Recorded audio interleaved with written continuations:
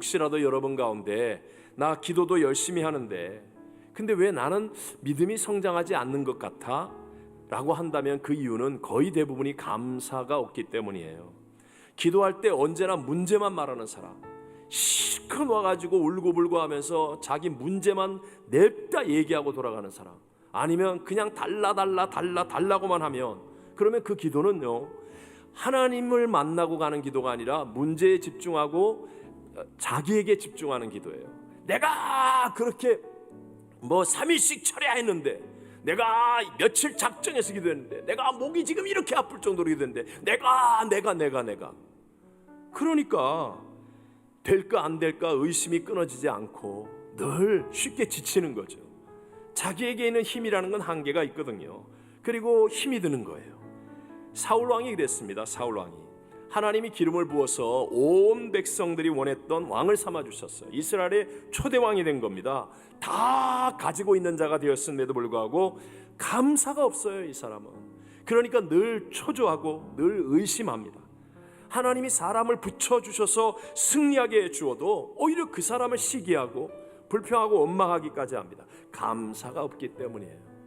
그러나 여러분이 만약에 힘들고 어려운 문제가 있음에도 불구하고 다윗과 같이 여호와가 나의 목자이시니 나는 부족함이 없습니다, 나의 사망의 음침한 골짜기에서 나를 지켜주실 것을 믿습니다, 그러면서 여러분이 감사로 기도하면 나도 모르는 사이에 내 마음이 하나님을 향하게 돼요.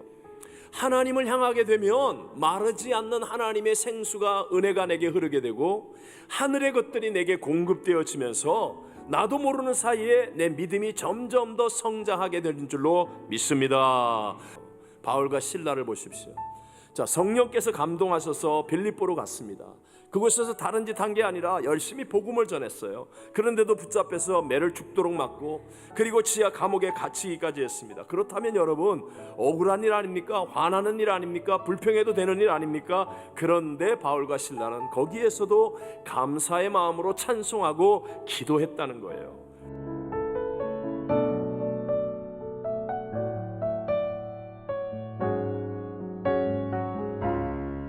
그러니까 어떻게 됩니까? 놀라운 하나님의 기적이 일어나는 겁니다. 그래서 빌립보 간수장을 통하여 주 예수를 믿으라, 그리하면 너와 내 집이 구원을 얻으리라는 하나님의 가장 위대한 메시지가 바로 거기에서 만들어지게 되더라는 것입니다. 또 감사하다 보면, 감사라는 게 뭐예요? 이미 이루신 일에 대한 기억이고 생각이지 않습니까? 그러니까 과거를 지켜주셨으니까 미래를 지켜주실 수 있다는 자기도 모르는 확신, 담대함이 점점 생기게 되는 것이죠. 어린 소년 다윗이 전쟁에 참석한 형들에게 아버지 심부름으로 도시락 갖다 주려고 왔다가 골리앗을 넘어뜨리고 승리를 가져오잖아요. 이유가 무엇입니까? 이유가 과거에 자기를 지켜주셨던 하나님에 대한 기억이에요. 내가 아버지의 양을 치는 연약한 종인데, 그런데도 불구하고 하나님께서 사자와 곰에게서도 나를 지켜주셨습니다. 나는 그것을 기억하고 나는 감사하는 사람입니다. 그때 그 하나님이 지금도 나와 함께 하신 하나님이니까 나는 저 골리앗을 이길 수 있습니다. 이 담대함. 여러분, 정말 믿음이 성장하고 담대함 속에 살아가기를 원합니까?